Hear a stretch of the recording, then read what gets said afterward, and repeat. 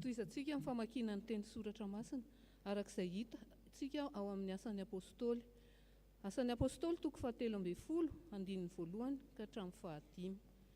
Asan'ny apôstôly toko 17 andininy voalohany ka hatramin'ny 15 amin'ny anaran'ny Tompo. Nandefasana ny Barnabasy sy Saoly ho misionera sy ny nampananarany tao Kiprosy.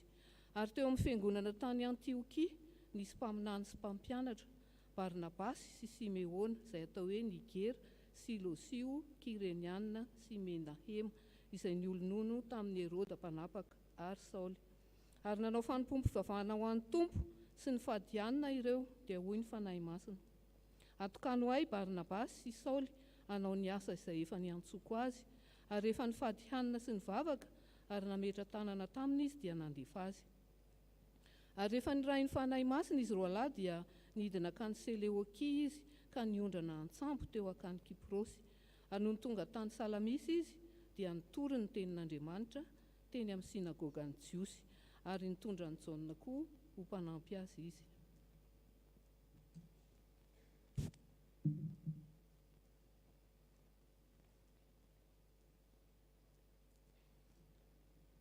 Toizantsika ny vaky-teny ao amin'ny asan'ny apôstôly. Asan'ny apôstôly toko 20 andininy 520 ary atsahatra eo amin'ny 70.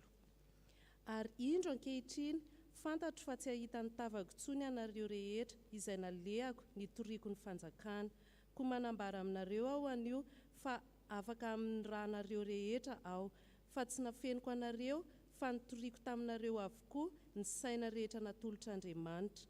Tandremo ny tenanareo sy ny ondry rehetra izay nanaovan'ny fanahy masina anareo ho mpitandrina, hiandrasanareo ny fiangonan'Andriamanitra izay novidiany tamin'ny rany. Fantatro fa rehefa lasa aho dia hisy ambody masika hiditra ao aminareo izay tsy hiantra ny ondry, ary ny avy aminareo no hiposahan'ny olona sasany mitory teny tsy marina hitaona amin'ny mpianatra hanaraka azy.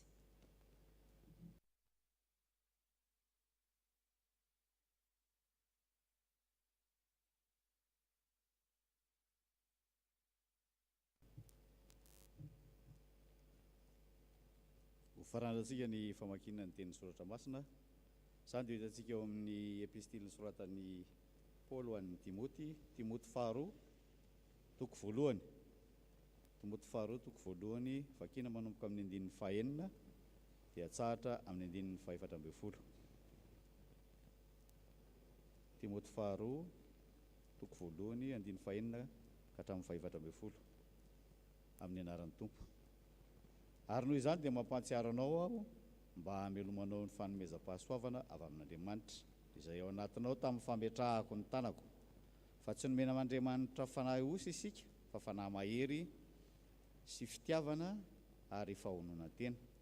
Ko aza menatra ny hovavolombelon'ny tompontsika na ahy mpifatiny aho ianao, fa aoka ianao ho mpiombina ny fahoriana noho ny filazantsara araka ny herin'Andriamanitra izay namonjy atsika sy niantso atsika tamin'ny fiantsoana masina, tsy araka ny asantsika fa araka ny fikasany sy ny fahasoavany izay nomena antsika tao amin'ny Kristy Jesosy hatry ny fony fahagola.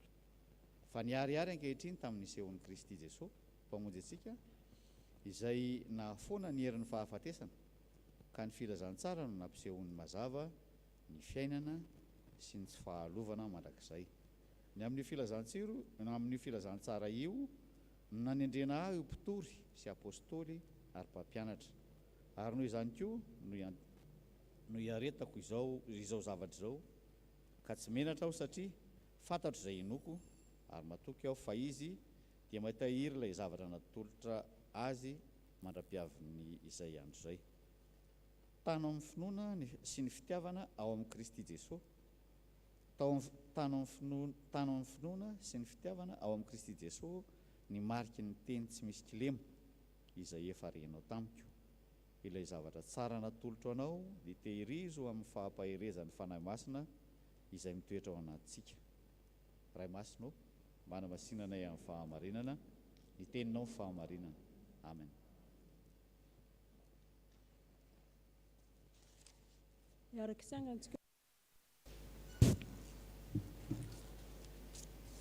iaraka ivavaksika.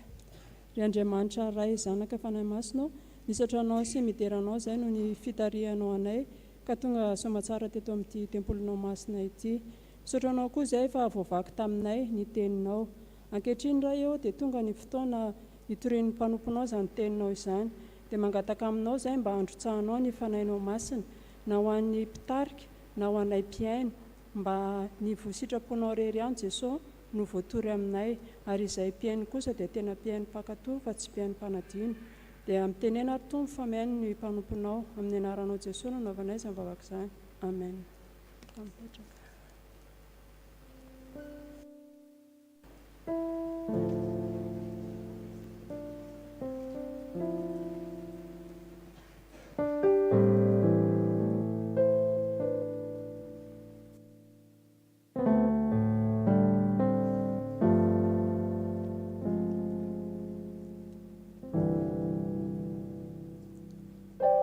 Ho amintsika rehetra ny fahasoavana mba ny fiadanana avy amin'Andriamanitra raintsika sy Jesosy Kristy tompontsika.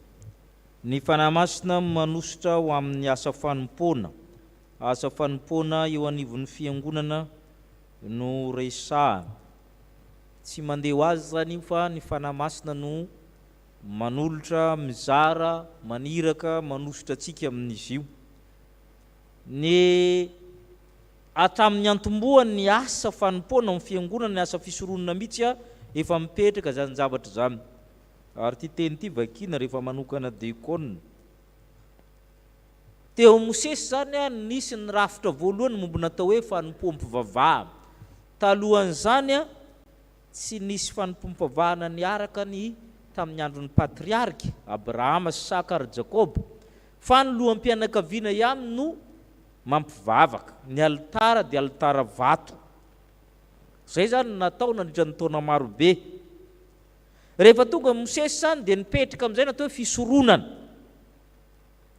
Nametraka ny mpisorona be i Mosesy, nametraka ny mpisorona tsotra, nametraka ny Levita. Eto ndray izy mbola nametraka ireo olona 70 lahy ara-mitondra ny zanak'Israely, satria nanomboka sarotra ny zanak'Israely hoentina satria nitombo tanany efitra izy ireo. Teo izany ny firesahana ny fanahy masina voalohany amin'ny asa fanompoana. Hidina ka hiteny aminao izy amin'ny andininy fafitambin'ny folo, izaho haka ny fanahy izay ao aminao, ametraka izany amin'ireo ary ara-mitondra amin'ity firenena ty aminao ireo, fa tsy ianao irery intsony mitondra azy. Raha vao tsy tsapa amin'ny olona miara-miasa amin'ilay mpitarika fa fanahy iray aminy ao amin'izy ireo dia tsy fanompoana atao amin'ny fiangonana ilay atao. Ary izay no manahirana satria misy fiangonana sasany zany satria fidina ilay diakôna dia tsy mifanaraka izy sy ilay pastera, dia izy samy teny hoe nga misy idirantsika moa tsy anyrangana eny nanindry anahy fa ela nga manokana fotsiny. Iny manokana diakôna fotsiny fa ny olona nge ny fidy anahy. Ka tsy azo fa tsy azo atao zany satria rehefa metra tanana aminao le pastera dia inona ny mitranga izy ny texte teo. Izaho aka ny fanahy ao aminao izy ametraka azy amin'ireo olona ireo.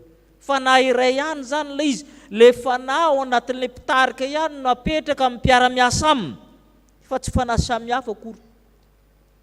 Izay mahatonga ny fanekeny amin'ny diakôna tsy maintsy mipetraka ry ambola hoe namany mpitandrina, io tsy hoe akôlita akory hoe miara ronona any, tsy izay no tiany resahana fa io texte io milaza an'izany.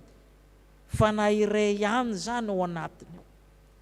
Averiny indroa io amin'ny andininy 120. Nao sisy. Dia nidina teo amin'ny rahona Jehova ka miteny taminy, dia nangalany ny fanahy izay tao amin'ny Mosesy ka napetrany tao amin'ny olona 70 lahy. Ary io. Ary izay le fiainan'ny fiangonana. Ary tetinge tamin'ny fotoan'andro nananganana ny rafitra ny diakôna, nisy olona rehefa nivakiny texte iny niala izy. Tsy andray fanahy avy amin'io pastera izay ozy izy. Tsy nanao tsony izy. Tsy maninona koa za fa izay ny texte. Ny fanahy ao amin'ilay mpitandrina ihany no mankao amin'ilay olona. Rehefa atao, jany ny asa fisoronana rehetra atao dia ohatr'izay, na mampandray na maninona fanahy ao ihany no afindran'Andriamanitra. Satria fanahy io no maniraka anao miasa, maniraka anao miasa fanompona. Ile fanahy io, fanahy iray ihany izy io fa tsy samy hafa. Ary izay manomboka tamin'ny anorenina ny fanompom-bavahana tamin'ny alalan'ny Mosesy mihitsy ny fisiany fanahy masina amin'ny resaka fanompona io. Tsy afa-miala io, tsy afa-misaraka io. Ary raha vao tsy fanahy iray io, ary izay no manahirana ny mifampitondro anatin'ny asa fanompona. Fanahy iray ihany ve ao anatin'ny tarika iray amin'le dekona. Fanahy iray ihany ve miara-manompo ao amin'ny sampana. Satria fanompona zany. Fa zay no fanahy iray ihany ve ao amin'le mpitarika sampana sy le sampana tarina. Sa fanahy samihafa. Satria izay le mazava be le soratra, angalako ny fanahy aminao apetrako amin'ireo. Ary zany no manahirana, ary raha tsisy fanahy raha le mitarika, inona no apetraka Andriamanitra eo? Zay koa mbola zavatra hafa. Ary ambony no zany ary raha fanahy ratsy ary ao aminy ao. Nena mandeha mivavavavapona, mandeha mitetitety fiangonana io mankataovy ihany. Angalako ny fanahy ao aminao atony io.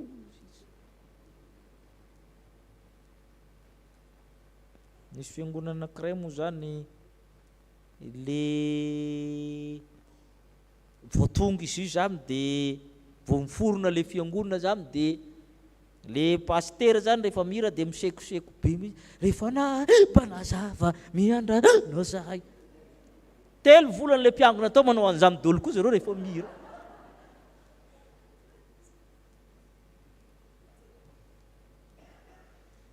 Fanahy masina no manositra antsika amin'ny asa fanompona.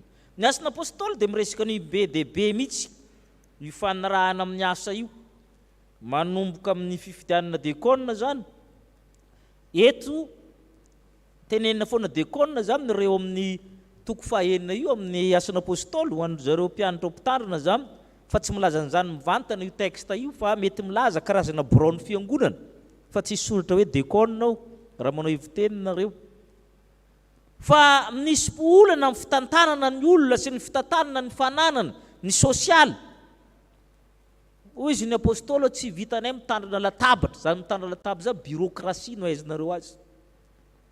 Birokrasia hainareo no dikan'izany amin'ny fitantanana. Amin'ny fitantanana misy an'izany birokrasia zany. Tsy tena birokrasia ny fitondram-piangonana. Na dia manana bro ary pasteur fa misy zavatra maro tataminao ka mizahana nareo 7 lahy. Inona ny fepetra ho sisy amin'ny 9 ko amin'izany raha lahy mizaha 7 lahy aminareo zay tsara lazy sady feno fanahy sy faina ihany le fepetra hoe fanahy masina io. Fa izay aharitra amin'ny fampianarana sy ny fivavahana, zay ivavaka ho anareo ampianatra. Fa alohan'ny birokrasia ataonareo io zany karazana braony fiangonana voalohany io. Alohan'ny fitantanana ataonareo. Zay le hoe mitandrina latabatra. Dia nifidy ny olona, dia narahana ny fepetra 15 hoe sitraky ny olona rehetra ny teniny ka nifidy ny Stefana izy, lehilahy feno finoana sy fanahy masina. Zay no angatanao, feno finoana sy fanahy masina. Dia manontany hoe feno inona ianao tamin'ny fidiananao na nendrenanao amin'ny andraikitra io, feno inona? Feno finoana sy fanahy masina. Fanahy masina manositra antsika amin'ny asa fanompona. Ary amin'ny asan'ny apôstôly 2:10 le fanahy mihitsy ny teny rehefa nanao fanompom-pavahana zareo. Fiangonana tany Antiokia zany nana fanomezam-pasavana be dia be, nisy mpaminamy tao, nisy mpampianatra tao, nisy docteur zany tao, docteur de l'église zany, misy manam-pahaizana momba ny soratra masina. Hitan'ny fanahy masina fa misy zavatra anankiray hafa banga. Ahoana ty fahaizana be dia be ty ananany reto mpitarika ny fiangonana Antiokia ty? Ahoana nahatonga ny hoana amin'ny toerana hafa? Dia nametraka karazana fanompona hafa indray ny fanahy masina. Ahoana ho sisy amin'ny 2 raha nanao fanompom-pavahana tao amin'ny fady aminy ireo dia hoy ny fanahy masina, atokano ahy Barnabas Saoly hanao ny asa zay efa niantsoko azy. Dia nametrahana tanina izy ireo. Inona moa le asana ny rano fanahy masina? 14 no misy azy sy ny 15. Ahoana ho sisy? ary rehefa nirahany fanahy masina izy roa lahy dia nidina tany Seleukiza ka ninondrana an-tsambony ka ny Kiprosy ary tonga tany Salamisy izy dia nitory ny tenin'Andriamanitra tena amin'ny synagogany Jiosy ary nitondra ny Jaona koa mpanampy azy. Ny rahanao misionera reo fanompoana hafa indray zany, mbola fanahy masina ihany manositra amin'ny olona ho amin'ny fanompoana amin'ny fitoriana ny filazantsara. Indray fanompoana hitory filazantsara indray io zany. Asan'ny fanahy masina anankiray ngeza be io satria misy ny mandeha, misy ny maniraka, mampianatra ny zavatra rehetra ary io ny fiangonana io. Ahoana ny andefasana olona rehefa ampianary mitandrina ny zavatra rehetra izy. Zay moa tonga antsika manangana na FF sy ny sisa satria rehefa ampianarina raha azonina dia lasa fahotana. Dia misy ny maniraka, misy ny mamatsy vola, misy ny mamatsy fitaovana, dia misy ny mandeha. Barnabasy sy Saul zany ny lehibe ny misionera nandeha nitety izao tontolo zao tamin'izany fotoana intelo nitety izao tontolo zao i Paul apôstôly. Fanompoana amin'ny raha ny fanahy masina koa zany. Fanahy masina zany io. Izy zany natao hoe executive director na directeur exécutif ny fitoriana ny filazantsara. Izy ny manendry, izy ny manome ny mission, izy ny manendry ny toerana le. Fanahy masina manao an'io. Ary rehefa ambanimbany ao vakinareo arianareo mandeha fanahy masina fa atanareo tsy mandeha. Misy an'izany ao ambanimbany eo no rarahan'ny fanahy masina zareo tsy handeha mitoerana anankiray fa dia nifindra mitoerana anankiray indray. Fanahy masina zany ny directeur exécutif ny fitoriana ny filazantsara. Dia rehefa miteny izy hoe mankatso ianao dia mankatso, rehefa miteny hoe tsy mankary indray ianao dia tsy mankary. Zany no ataony amin'ny olona izay irahany zany. Ny asin'ny apôstôly toko 20 dia milaza Paoly efa tsy hiverina intsony amin'ny fiangonana ao Efesosy, efa ho an'ny Roma izy ary hijanona ny Roma dia ho faty any. Dia nanafatra tamin'ireo olona marobe reo izy. Eto indray fanompoana anankiray atao hoe fiandrasana nondron'Andriamanitra. Tsy fankahitatsinotsika Paoly amin'ny 19 afaka miranareo efa mitory efa nampianatra, efa nitoriky daholo ny saina rehetra nomeko anareo ato rehetra. Inona ny teneny amin'ny 19 tandremo ny tenanareo sy ny ondry rehetra izay nanaova ny fanahy masina anareo mpitandrina hiandrasanareo ny fiangonan'Andriamanitra izay nividiny tamin'ny rano. Misy teny telo manahirana sady mavesa-danja. Tandremo aloha ny tenanareo, ny mpiandry, ny mpitandrina, ny dekona aloha olona dia ny tenanao aloha andrasanao. Dia ndray koa ilay mpiandry izy indray no andrasana. Ny tenanao aloha izy ao, misoratra tsara ao zany, sany anahy ihany misy an'izany. Tandremo ny tenanareo, zay vao le ondry, tenanao aloha ambeno mafy. Dia ny faharoa, fanahy masina no maniraka anao hiandro n'ireo ondry reo, na amin'ny sampana io, ondry andrasanao amin'ny sampanao, ianao filohan'ny sampany mpiandraikitra rantsana, i fanahy masina nametraka anao teo. Tarika dekona miandraikitra dekona ianao, miandraikitra tarika fanahy masina nametraka anao teo. Zay koa ny zavatra faharoa. Ny fahatelo, novidin'Andriamanitra lafo io olona andrasanao reo, lafo vidy reo, nividiny tamin'ino izy izy? Tamin'ny rano. Ka raha tsy mitandrina ny tsara ianao verivery foana ny rano Kristy. Nividiny lafo reo, nividiny lafo reo. Zay le hoe ny fanahy masina mametraka ny fanompoana rehetra hitarianao rehefa pitarika ianao na amin'inona dia fanahy masina mampitandrinao tandremo ny tenanao aloha, dia tandremo koa le olona andrasanao. Fa nividin'Andriamanitra lafo tamin'ny rano reo ny fanahy masina. Ary tabidi fa ao aminareo ihany nisy olona anondrana. Zay ny 7. Ka vao aminareo ihany sasany toriteny tsy marina ozy izy hitaona ny mpianatra anaraka azy. Ao aminareo ihany. Aza mbola mitady lavitra ozy izy. Ao aminareo ihany misy le manakorontana. Ao aminareo ihany misy ny manahirana. Ny amarana antsika azy ny Timoty 2 mbola sady mandravona an'izany rehetra zany izy. Manafatra i Paul apôstôly. Timoty 2 1 sy ny 7. Vakitsika. Ary noho zany dia mampatsiara anao mba hamelomanao ny fanomezam-pahasoavana avy amin'Andriamanitra izay ao anatinao tamin'ny fametrahako ny tanako, fa tsy nomen'Andriamanitra fanahy ho isika fa fanahy mahery sy fitiavana ary fahonana. Taniremo fa nametraha amin'ny tanany ianao, ny fametraha amin'ny tanana rehetra dia fanomezana fanahy masina, manomboka amin'ny batisa, fanokanana ho mpandray, fanokanana rehetra io a manome. Ary izay koa zany a, ianao rehefa mametra tanana mahatsiaro manome fanahy masina venao. Zavatra sarobidy indrindra no atolotrao, ary adinina zany amin'ny mpitandrina hoe mahatsiaro. Io miverina amin'ilay voalohany, angalako ny fanahy izay ao aminao, afindrako amin'ireo.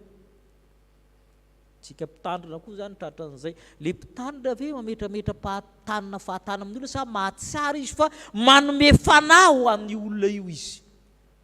Rehefa manao batisa, rehefa manao ny zavatra rehetra, i tanana io zany tsy apetrapetraka fahatana. Fa na mivavaka ho an'ankizy kely ary sisy ianao ka mametra tanana aminy dia manome fanahy azy ny dikany.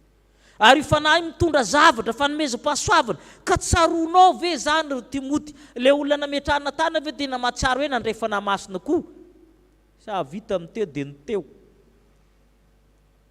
Ary zay zany amin'ny tena hoe le olona rehetra mandoaly keto io ve mahatsiaro hoe andray fanahy masina izy.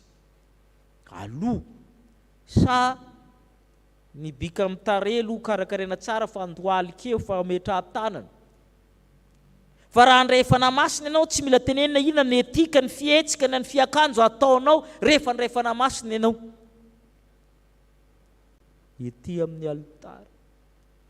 Tsaroko hoe efa 10 taona lasa zay mbola mara amin'ireo mahatadidy dia atao batisa izy manan'olo tena avy aminy dia le akanjo aloha tena nanify loatra ho an'izay nahatsiaro. Nanify dia nanify ny andro mois de juillet tadidiko tsara. Angatsika nataon'ny pasitera betsabetsaka le rano, nzay no mangatsika tsara ino. Nangatsika izy nomezany olona tatam-piangonana tato zany, mba tokony mba misaina hoe andray fanahy masina nge ianao. Fanahy mahery sy fitiavana ary fahononantena nomenanao ho anatin'izany. Aza menatra ho Paoly apôstôly fa miombona fahoriana isika. Za efa nitendreny fanahy masina ho apôstôly sy mpampianatra, dia ianao koa zao. 7:20 sy 4:20 vakitsika. Tano amin'ny finoana sy fitiavana amin'ny Kristy Jesosy, ny mariky ny teny tsy misy kilema zay farianao tamiko. Le zavatra tsara natolotra anao dia tehiriza amin'ny fampiherezan'ny fanahy masina zay mitoetra anaty. Misy zavatra natolotra anao, nahatsiaro nandray an'izany ve ianao ka nitehirizy ny fanahy masina ve le zavatra natolotra, sa tsy haiko hoe nisy zavatra voatolotra, fa nisy zavatra natolotra anao. Efa metrahana tamina ny olona dia misy zavatra foana omen'ny fanahy masina. Ary raha tsy fantatrao amin'ny taniny fanahy masina, inavy nomenao azo amin'ny taniny izy, ampatsahivina anao io. Inavy fanahy masina ny zavatra nomenao hatramin'izaho mbola kely ka zao zao, inona nomenao fa ampatsahivina moramoranao reto ny nomeko anao. Fa tsisy tsy mahazo zavatra rehefa mandray fanahy masina. Matonao tsy nahazo ninina tsisy fanahy masina aminao. Fa amin'ny olona rehetra dia omeny fanahy masina zavatra, satria fanomezana ngezabe ny fanahy masina. Ary nansoratra masina raha tamin'ny perikopa ary milaza hoe onareo ray raha ratsy ary malala zava-tsy omeny zanakareo izay mangataka ny inona kosa izy omeny inona fanahy masina. Na mivavaka tsotra ary na mangataka zavatra, inona aloha fanahy masina aloha izy ino mandelo. Tanao amin'izay fa vao mainka hoe manao fanompony ianao amin'ny zavatra rehetra. Ka ny fanahy masina zany a, ino ny fototra manositra atsika amin'ny asa fanompona. Tsisy fanompona amin'ny fiangonana ka tsy anirahan'ny fanahy masina. Ary zay raha voadininao a, tsisy dikan'le fanompona ataonao. Na mitendry ianao, na mikarakara sonao ianao, na maka sary ianao, fanahy masina no manindry ianao amin'izany. Raha vao tsy tadidinao zay, tsisy dikan'le zavatra ataonao. Lany andro fotsiny ianao. Fa ny fanompona rehetra ao anatin'ny fiangonana dia ny fanahy masina no manindry azy. Ka mahereza amin'ny asa fanompona fa ianao ny fidin'ny fanahy masina anatanteraka izany. Aza menatra ny vavolombelon'ny tompontsika. Amen.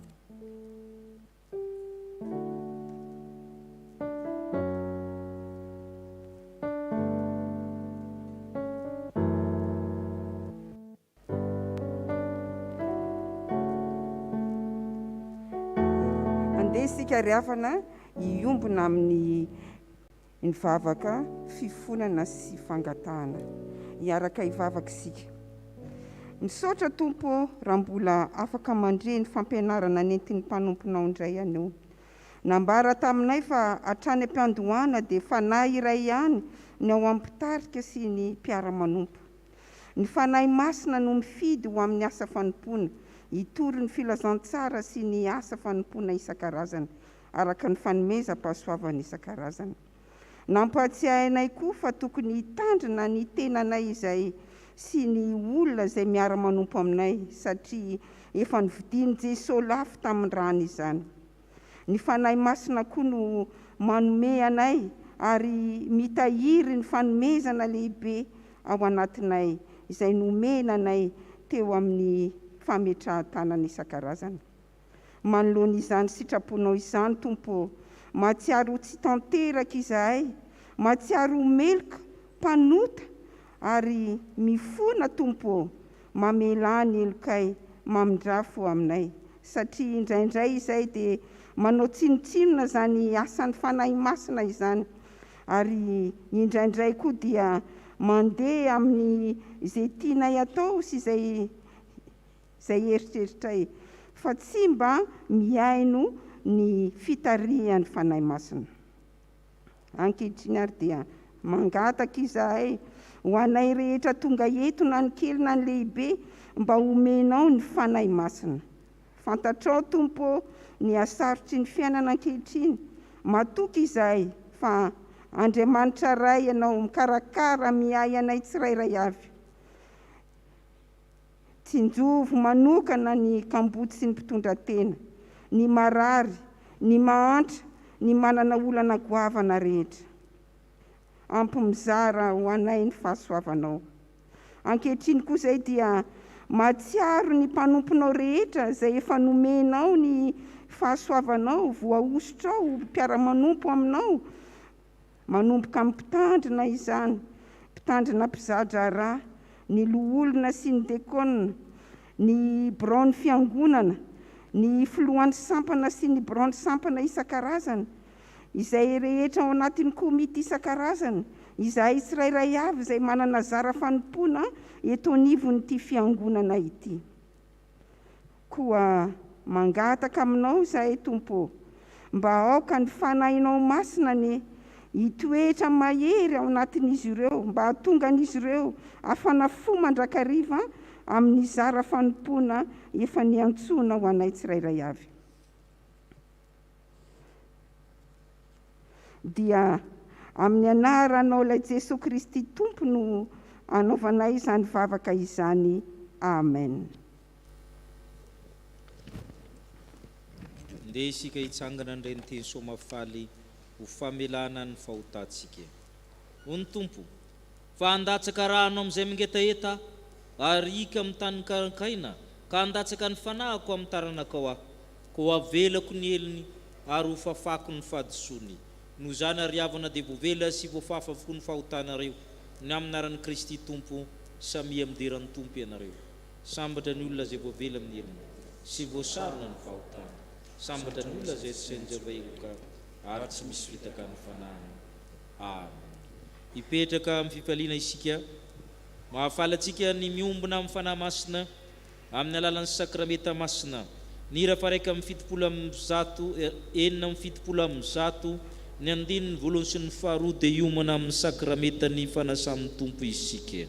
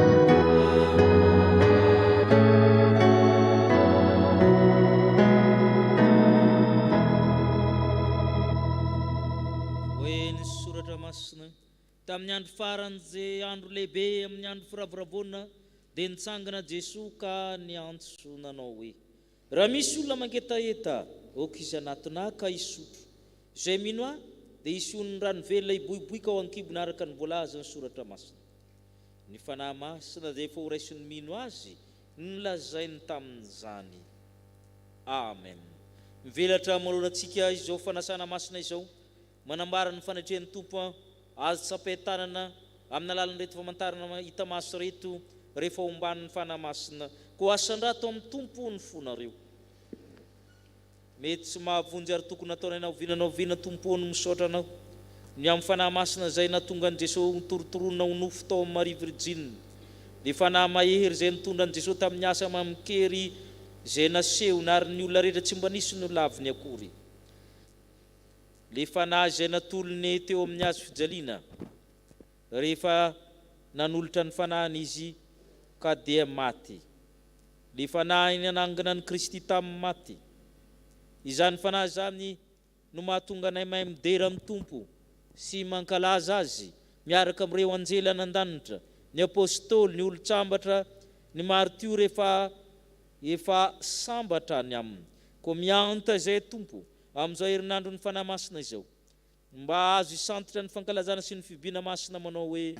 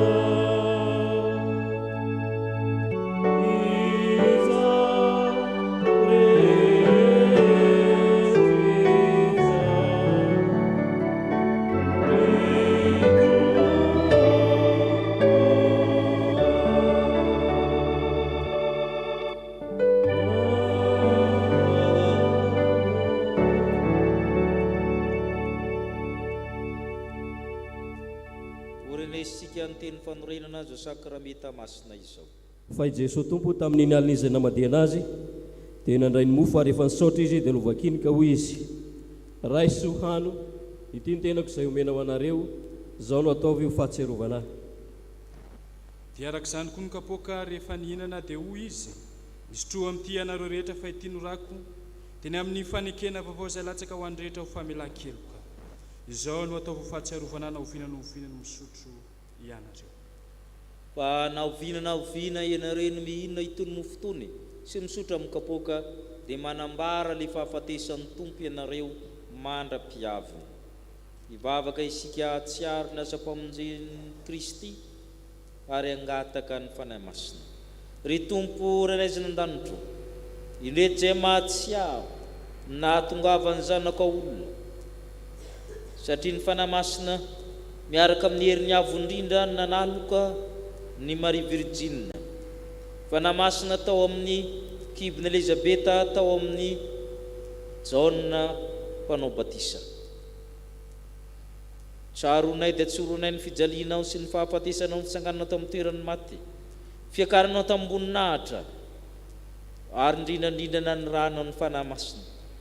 Ka ny fanahy masina no nanositra anay anao ny fanompoana rehetra ny andro sy mitalo amin'ny firenanao zay Kristy koa taio tanteraka sakramenta masina hoe ndry Kristy le tokona, Kristy le tamiteraka, Kristy le naterina ndray mandeha monjo anay teo miazo fijaliana. Re tompo raizina an-danitro, le fanahy mahery fa tsy fanahy osa, le fanahy nanaovana batisa anay, nanokanina anay, nanindry anay amin'ny asa fanompoana maro samihafa. Omeo anay tompo hoe zany fanahy masina zany efa ao aminay raha teo za miaraka ny teninao. Koa mianto aminao zay fanahy masina parakleto, le fanahy ny fahamarinana, amasiny ny mofo manambara amin'ny tenan'ny Kristy, amasiny toraka zany divay mba manambara ny ran'ny Kristy. Fanao fanahy masina ny mahary, mamelona, manamasina, manomena ny fanomeza-pahasoavana rehetra. Ko amin'ny alalan'ny Kristy sy miaraka amin'ny Kristy ary ao amin'ny Andriamanitra rehetra tokoa mba mifiraisina amin'ny fanahy masina ny laza sy ny voninahitra rehetra mandrakizay Amen. Ny mofo zava-kitsika dia firaisana amin'ny tenan'i Jesosy Kristy tompontsika izay novakina ho antsika. Ary satria iray ihany ny mofo, isika koa dia tena iray ihany na dia maro aza, fa isika rehetra dia samy mandray sy mihinana amin'izany mofo iray izany avokoa. Ny kapoky ny fisaorana izay isaorantsika dia firaisana amin'ny rany Jesosy Kristy tompontsika, ny rany fanekena vaovao izay nalatsaka ho antsika. Ny fanahy sy ny ampakarina manao hoe avia, ary ka ho avy izay mangetaheta. Andeha fihefavotra avokoa izao ny zavatra rehetra. Amen. Hipetraka isika no larakira fa 520 amin'ny fizaran'ny mofo sy ny kapoka.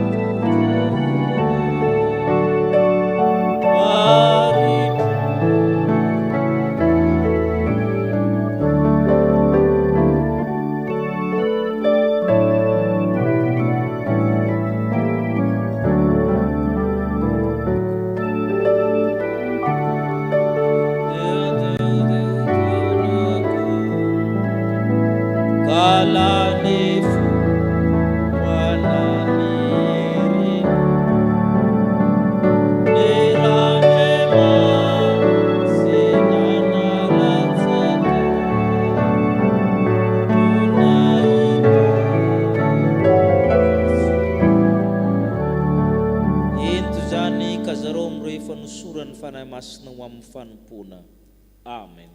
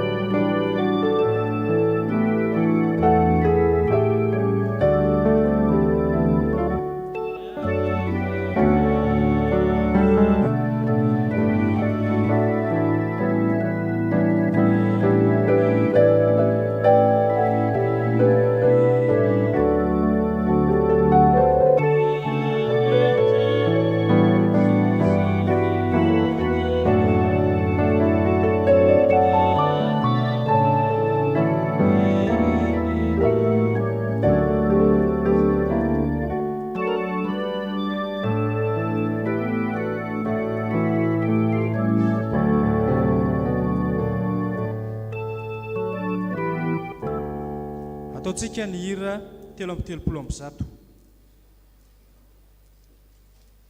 Amen.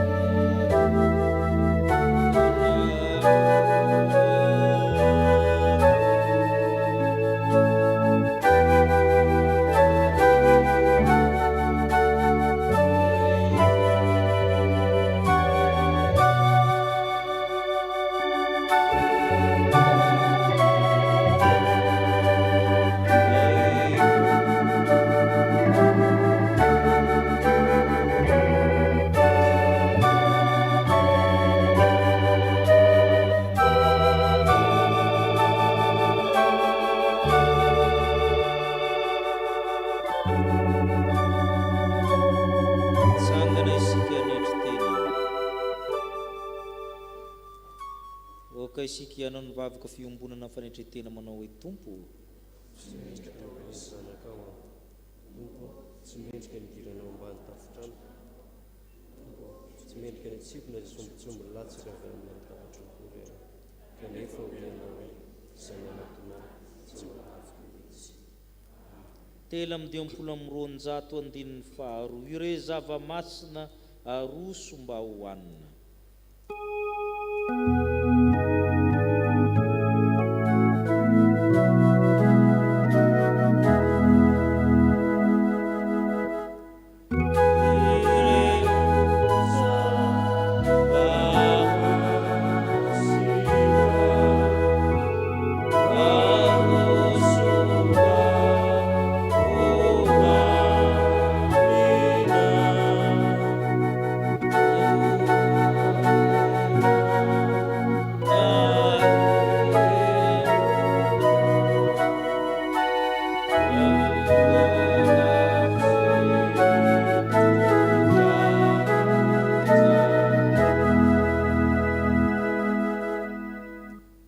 Jesosy Kristy ilay manokana antsika ho amin'ny asa fanompony amin'ny alalan'ny fanahy masina manao hoe raisy ho any ho tiany tenako izao no ataovy io fahatserovana ahy.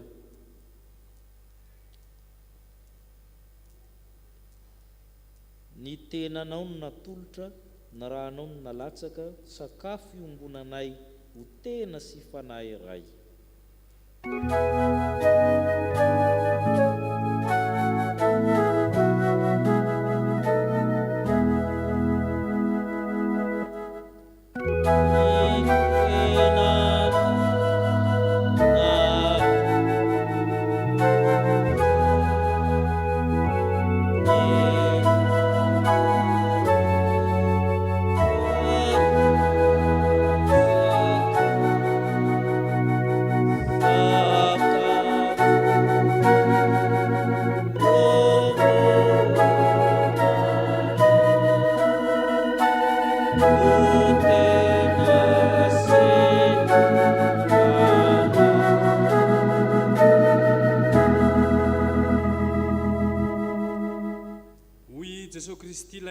Atsika ao amin'ny asa fanompona amin'ny alalan'ny fanahy masina hoe sotronareo rehetra ity fa ity no rako teny amin'ny fanekena vaovao izay latsaka ho an'ny maro famelan-keloka.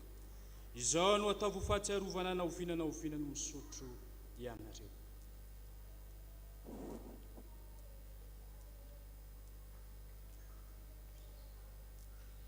Misaotranao zay tompo fefanare arak'izay mety izao sakramenta masina izao. Ny fanahy masina miaraka aminay satria efa nisotro fanahy iray izahay. Misaotra fanahy masina. Amen. Hoy ny apôstôly masina, ary noho izany dia mampahatsiaro anao amin'ny ilomanao ny fanomezam-pahasoavana. Fa tsy nomen'Andriamanitra fanahy osy isika fa fanahy mahery sy fitiavana ary fahonona amin'ny tena. Amen. Hipetraka isika ianao ny rakitra sy ny rakim-pisaorana.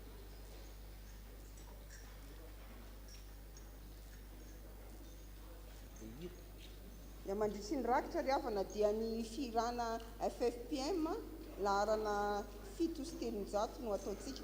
Anankiroa moa izany ny rakitra fandraisana mandeha mialoha dia ny rakitra tsotra manaraka.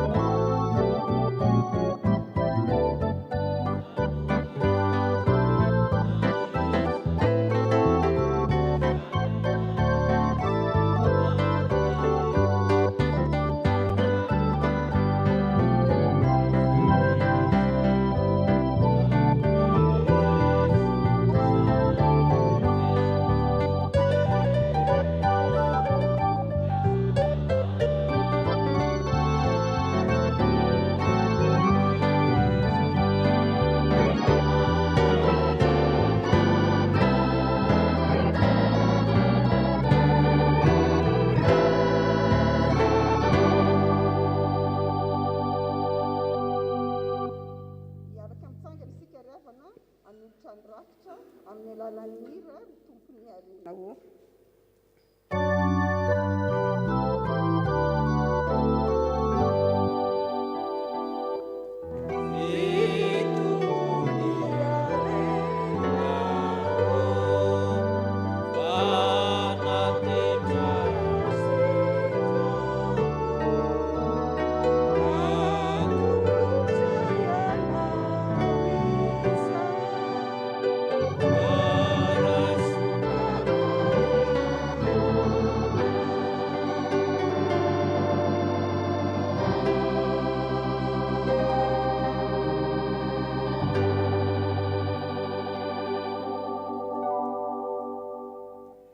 Mipetraka isika ry havana.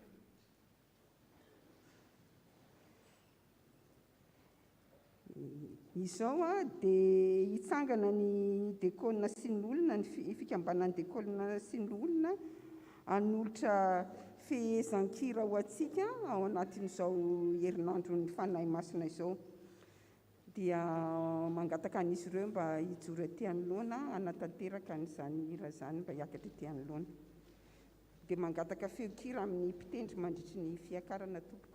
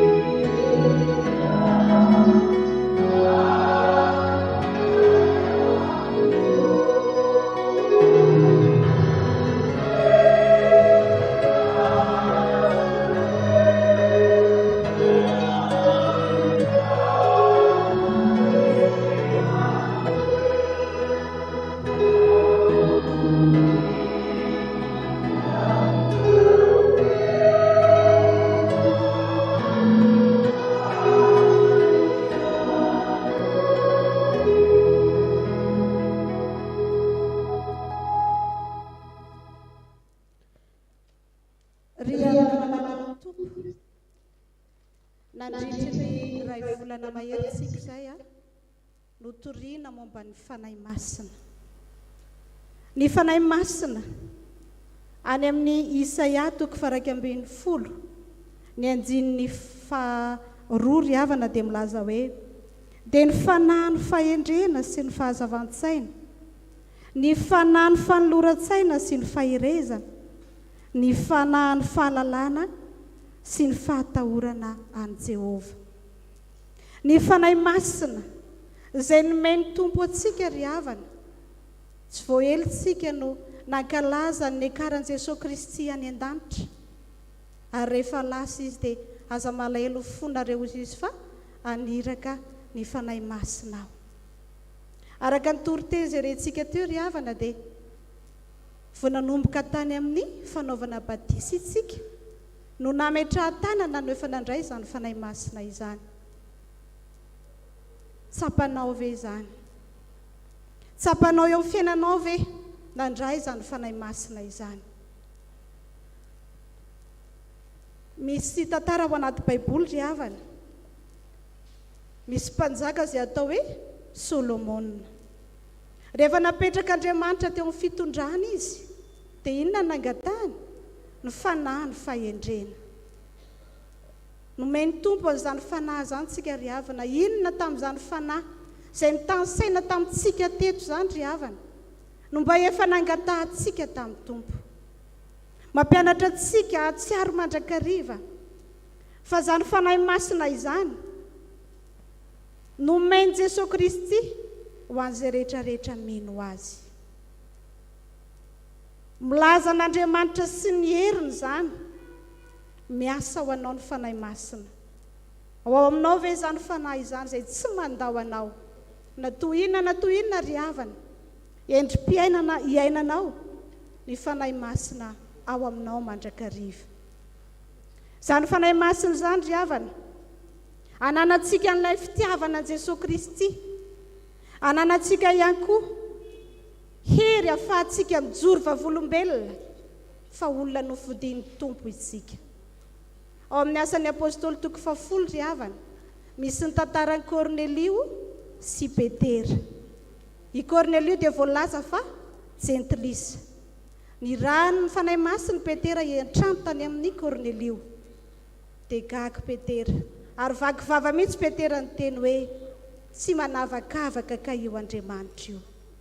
Ho antsika ihany koa ry havana, na toy inona natoetra antsika, na toy inona nentina lavo antsika, irano tompo ny fanahy masina ao anatintsika, ampatsiahantsika mandrakariva fa malala eo masontsika tiany sady be voninahitra.